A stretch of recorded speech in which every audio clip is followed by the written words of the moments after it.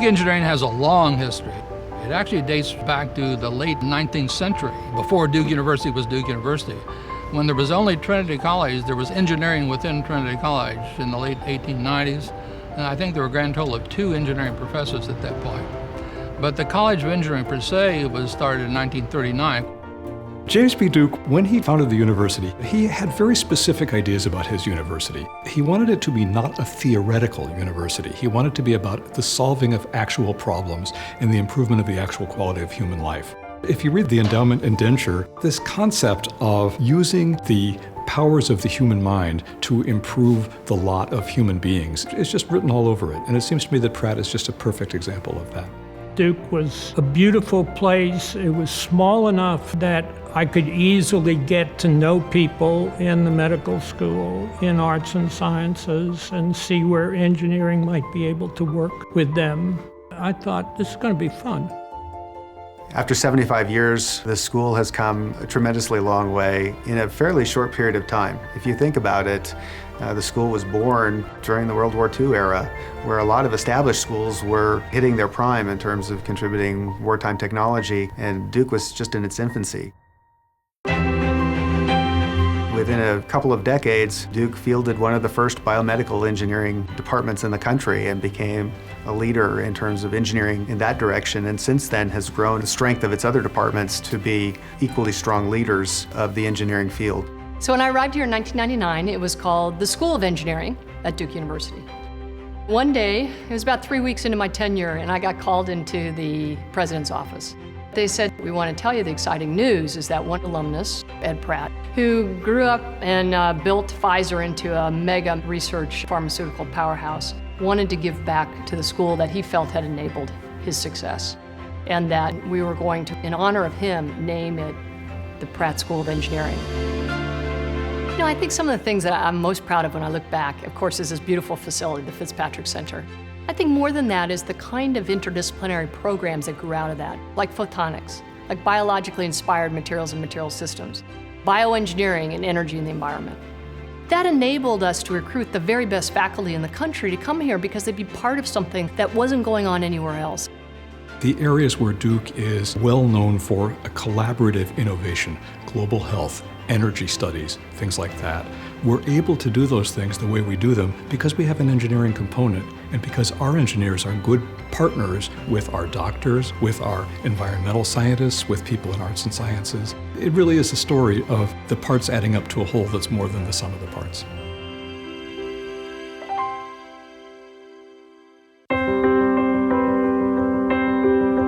Duke Engineering students are special. They're exceptionally curious and have an exceptional desire to give back. When you put those two things together, what you see is an extraordinary amount of engagement among our students and the school. Devices for People with Disabilities is a senior design course at Duke for biomedical engineering majors. In this course, we're paired with a client to address a challenge that he or she faces in their everyday life. We worked with a high school junior. He really loves to DJ. He loves music. It's something he's very passionate about. The problem he faces is he has Morquio syndrome. I live the same way as everybody else does. It's just been a little bit harder for me because I can't walk as well as everybody else. We wanted to come up with this solution for him to transport all of his heavy DJ equipment to a gig, and it's kind of an all-in-one setup, so he can do it all by himself. Using this cart, it makes me a lot more independent. A lot of the other DJs, their setups will take a 5 to 10 person crew. This one, it's only me and maybe somebody else. There are many different fields you can go into in ways that you can help people, but I know moving forward that engineering is something I want to do. It's something I'm very passionate about, and that's how I like to help people.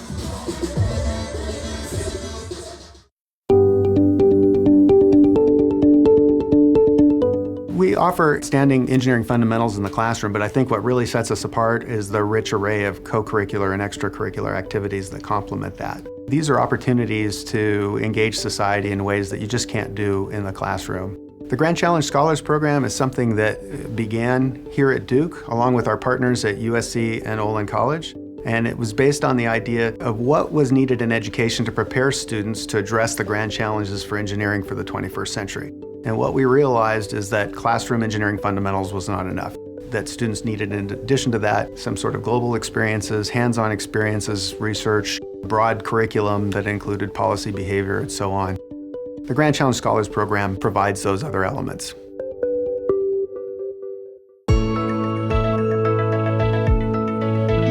What Duke does is they give you the engineering education, and then they give you that little step more, and they say, hey, you should learn about entrepreneurship. Hey, you should learn about social responsibility. Hey, you should learn about economics. So originally, I was on an assessment trip in Uganda, and we noticed that there were a lot of hand pumps that were broken down. I came back to Duke, and I said, okay, well, I'm an engineer. Maybe there's something I can do about this.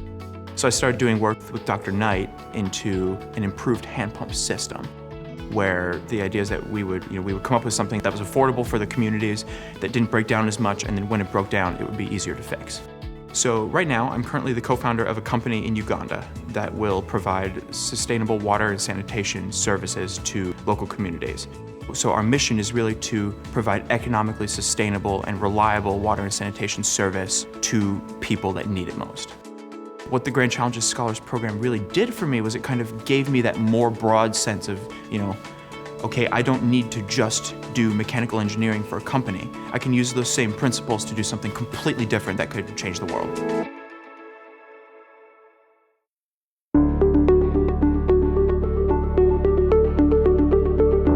Researchers have to really scramble harder and harder than ever before to drive their research forward and to obtain sufficient resources. And what's amazing about Duke Engineering is that we've seen a doubling of the research portfolio in the last 10 years.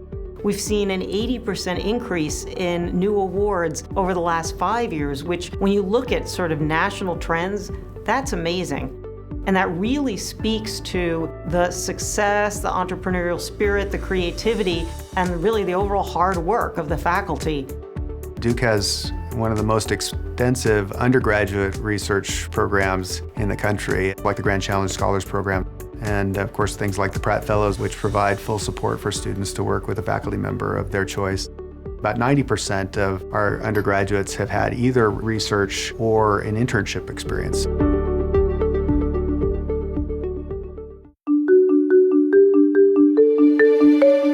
What I really appreciate about Duke's engineering program is that you have world-leading researchers, but then the fact that you have a small student body allows you to have access to them. When I went to Dr. Steve Roberts, I knew that I had this passion for solar energy, but then I knew very little about what needed to be done in this space. So she has really helped me to get from a point where I have a passion without much substance to being able to do tangible work in that area. In Zimbabwe, around about the time when I was in high school, we had a bad bout of inflation, and one of the first areas to suffer was obviously the power industry. So my Grand Challenges focus is making solar energy more economical, to work towards solutions that allow people to access energy at a very low cost in a way that's deployable to a wide range of people. I'm focusing on solar because it's environmentally friendly and it can be harnessed in a distributed way. I think that will enable people to improve the qualities of their lives, to get better access to education, better health, and to catch up with the rest of the world so the cost comes down. And when the cost comes down, more people can benefit from solar energy and we can start replacing some other traditional forms of energy. Engineering is an area that touches on so much of the world that we live in. What the interdisciplinary education at Duke gives them is a touch on all of these different intellectual areas that they will encounter going forward as they're actually out there in the real world as engineers. We have several areas where I would say that Duke Pratt School of Engineering is the thought leader in engineering, and that includes biophotonics, in aeroelasticity, in environmental nanotechnology. We have one of the strongest programs in the country.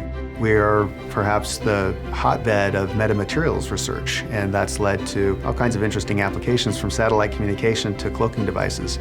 I think it's recognized that we now have a very strong graduate and research activity in addition to the historically strong undergraduate population, and it's been a great success story.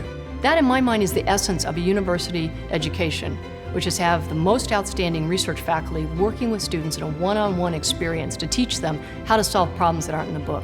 And that's what Duke Engineering is all about. Students like to make the world a better place. I think we all do. Pratt is a place that actually gives people a serious chance to learn the engineering you need to know, but then to carry it over to the place where you can make that knowledge pay off. Without a doubt, our students become leaders. That's our legacy. We got started on the right tack, and I think we're still going on the right tack. So now we have a school which is hitting its prime and is making tremendous impact across the broad field of engineering. It has the talent and the vision to be one of the leading schools in the country in the future.